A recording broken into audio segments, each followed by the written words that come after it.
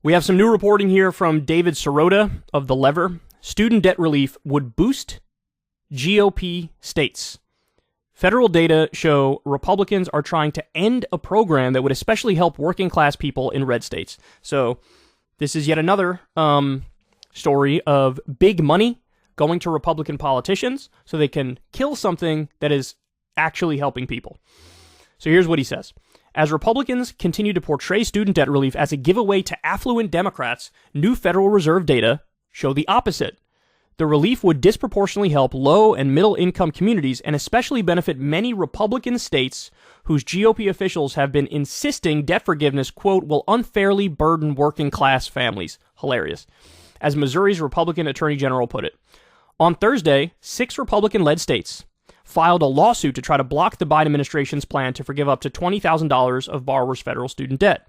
The lawsuit comes after one federal student debt servicer, Maximus, has poured more than $1 million into Republican state campaigns in the last 3 years. Oh, would you look at that? So, in other words, the opposition is not just ideological, which, by the way, it is at least in part ideological, right? They don't believe in this stuff. But it's also corrupt.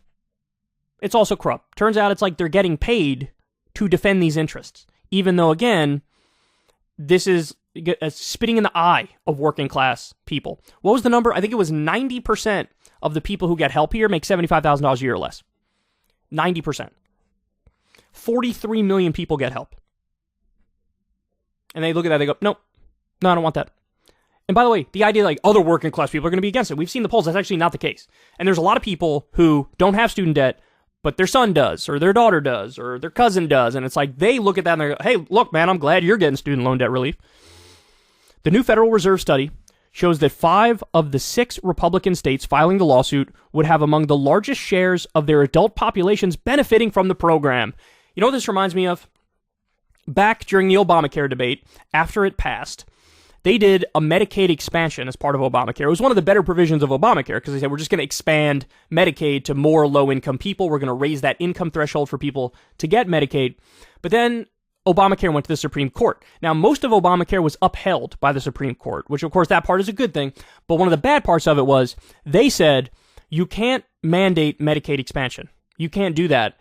You have to ask the states, and if they want to opt into the Medicaid expansion, then they can. And what happened was most of the conservative states said, we don't want anything to do with your Medicaid expansion.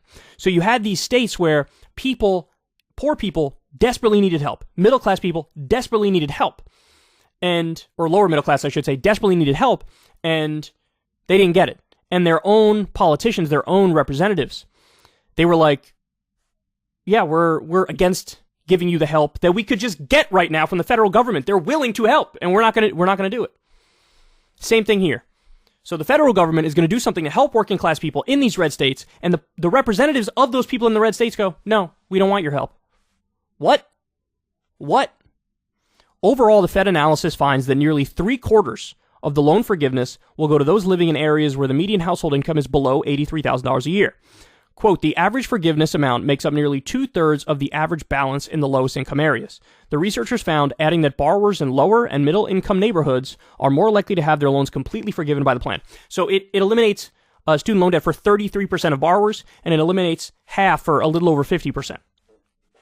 Evaluating the average amount of debt forgiven per borrower, the analysis finds that 5 out of the 6 states that would benefit the most are Republican strongholds: South Carolina, North Carolina, Alabama, Mississippi, and West Virginia.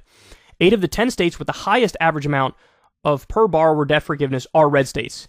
It's the same story when comparing shares of the adult population that would receive debt relief. 17 out of the 32 states with the highest share are Republican, and 3 of the 4 that top the list are the GOP strongholds of Alabama, South Carolina, and Ohio. Look, man, I mean, this also reminds me of the story we've known for a long time now that red states are bigger net recipients of federal tax money. Now, some people on the left use that to then bash the red states and say, oh, they're welfare queens or whatever. Look, I don't care. I want to help people.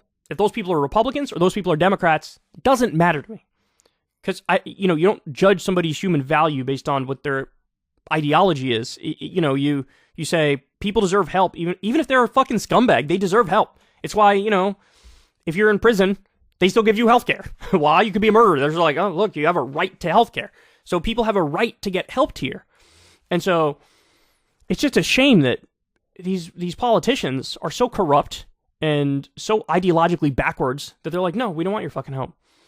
And it's terrible. Get $1 million for these state Republicans, and then they try to kill the thing that's helping their own constituents. Man. If you want to see me and Crystal Ball interview legends like Noam Chomsky, Cornel West, and more, subscribe to Crystal Kyle and Friends on Substack. $5 a month gets you the video version a day early. Remember, we take 0 ad dollars for this podcast. Or you can sign up on Substack for free and get the audio version a day later. Link in the video description box below.